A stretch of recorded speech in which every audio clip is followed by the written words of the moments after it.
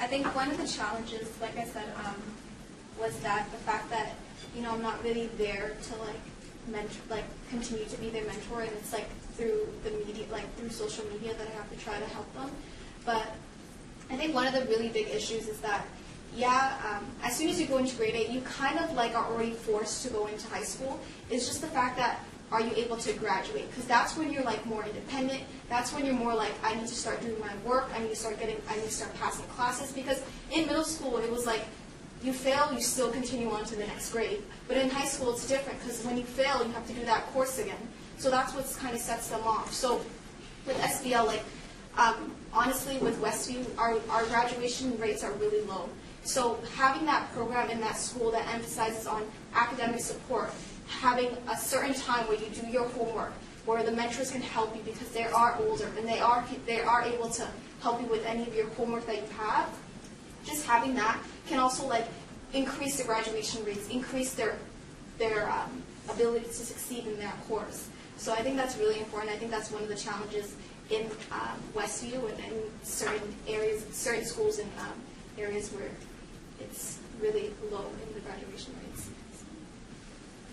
I think like we get this question a lot, and the first thing that I always acknowledge is that I feel very, very lucky and privileged that we didn't really have many serious challenges as other people who maybe would have tried to do something like this could have had, just because of logistic reasons. Like if we were born in a different neighborhood, if we went to a different school, even if we were both white, then it would have been a really different situation just because of privilege that exists. But I think despite that, there's always like inevitable pushback, there's always misconceptions, especially just because of how young we were. And being a 13-year-old girl and having people tell me that I didn't have the right to talk about this, that we should not be using the word consent because the age of consent in Canada is 16, and like all these things, and people just making assumptions about what we want in the curriculum, people saying online in the media that because we were so out there, people just directly like tweeting at us or saying things like, oh, you want to teach grade 2s and 3s about sexual education, you want to show them videos of sex, which has nothing to do with what we were talking about. But obviously that happens, and it became very overwhelming and difficult to respond to those things sometimes, even though I knew that I already had a voice and I had all this support from my family and my school and from so many people that I'm still very grateful for. It was just very challenging to respond to these things, because how do I respond to somebody who's like 40 years old and a parent or an educator, and I'm 13 years old, just somebody making a petition? That's just a challenging stuff. It was also kind of scary, like being like as like the media, because like not every advocacy like project is like is the same, but ours ended up being like very much on like a media level. So like our faces were out there, our names were out there, our school was out there, like our address wasn't out there, but potentially it could have been. Like it was like, we also like high-key did not tell our parents we were doing this. Like at first, we just like made a petition and made social media, and then like after it had gotten like 500 or 100 signatures or something, my mom was like, oh, like I saw this like on your Facebook, and I was like, yeah, I know, like we're doing this thing, and it's like cool, it's chill, and then it just kind of like, it kind of just like went many more places. So like I think at the time like we weren't always thinking about like the complexity and like potential danger of that, but also like it was definitely there. And I think like even now like I don't know why I wasn't as cautious as I feel like we should have been a little bit more cautious. We didn't at first we didn't put our school name out there, and then we did, and then like through injuries it's hard to control like what you say, and it's hard to like always be aware of who like what we were saying. Yeah, like the more questions that are asked, the more we answer.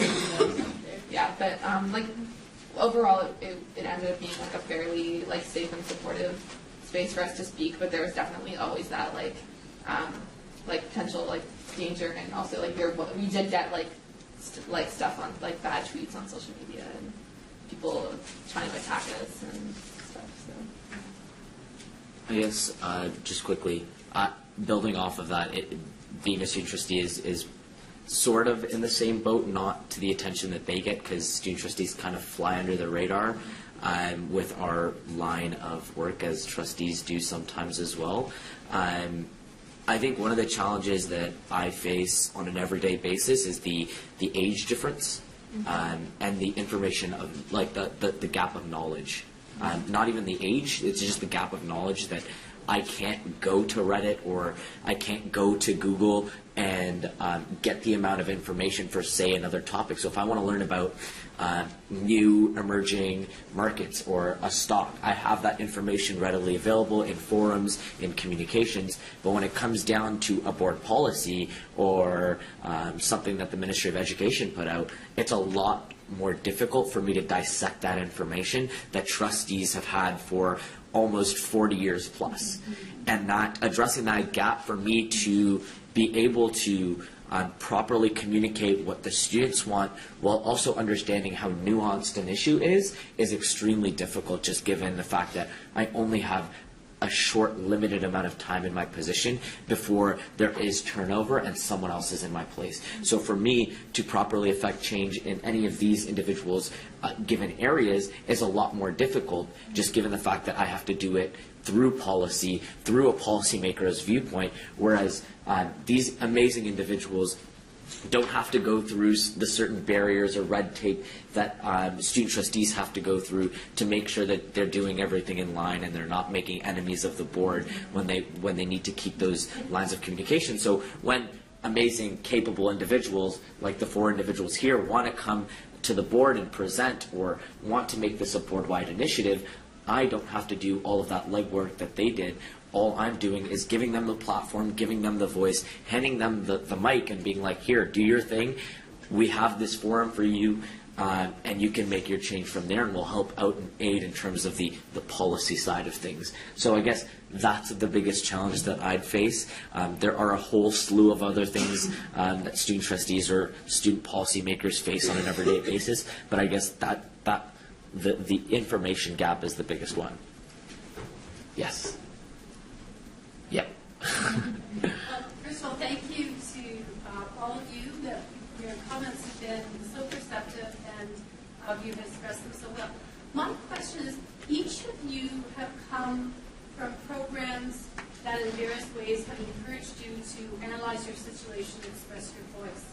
But those programs are not in every school. What would be your advice to those schools that don't have an alternative program in them, or Success Beyond Limits, or a partnership with the Robbins School? That's a great point.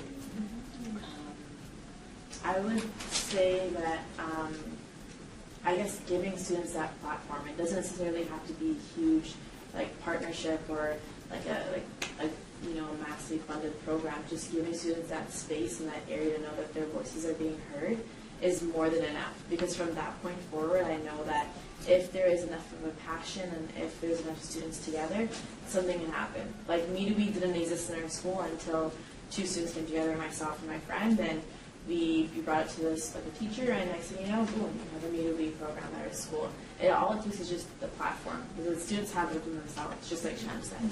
Yes.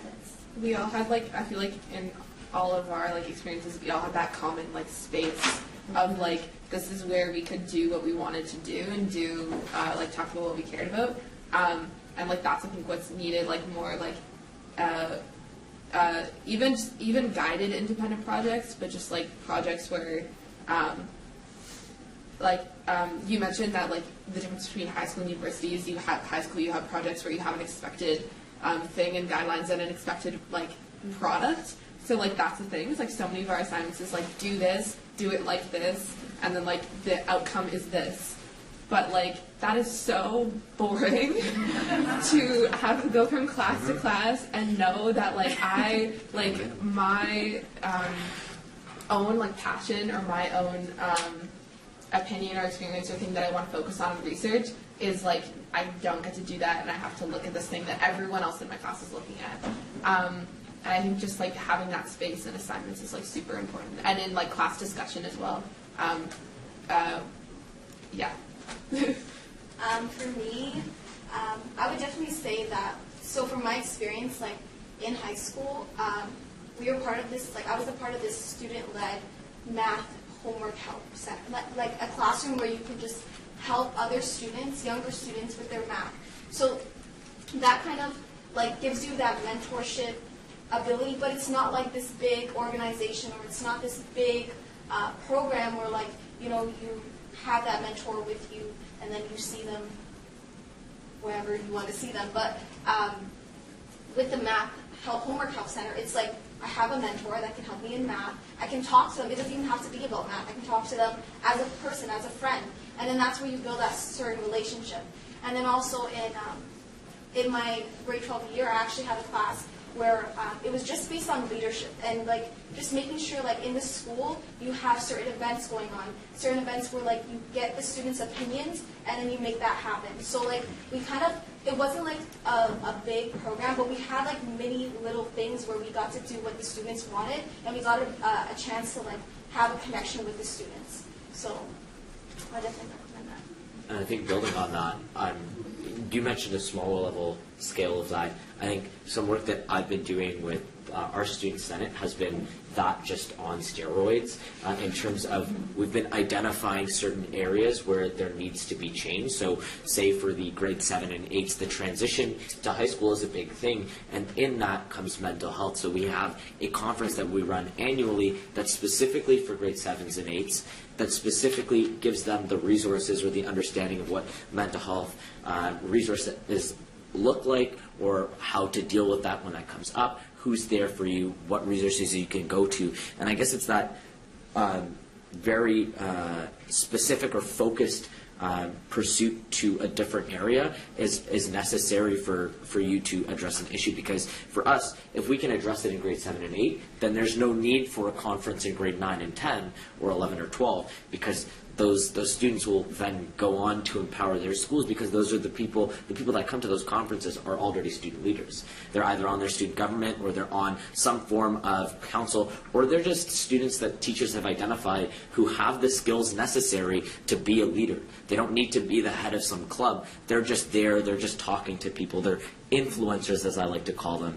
And as long as you're influencing, or you're giving tools to certain individuals that you know will go on to empower someone else, I think if you're allowed to focus it on any individuals, if you're focusing it on those influencers, you'll see this like Merkle tree of just more people being affected by the change that you're trying to put out. I apologize, I have to catch a train, but I want to tell you, all 5 of you, that you inspire me, and I have great hope in you for a better world, and dump the trouble.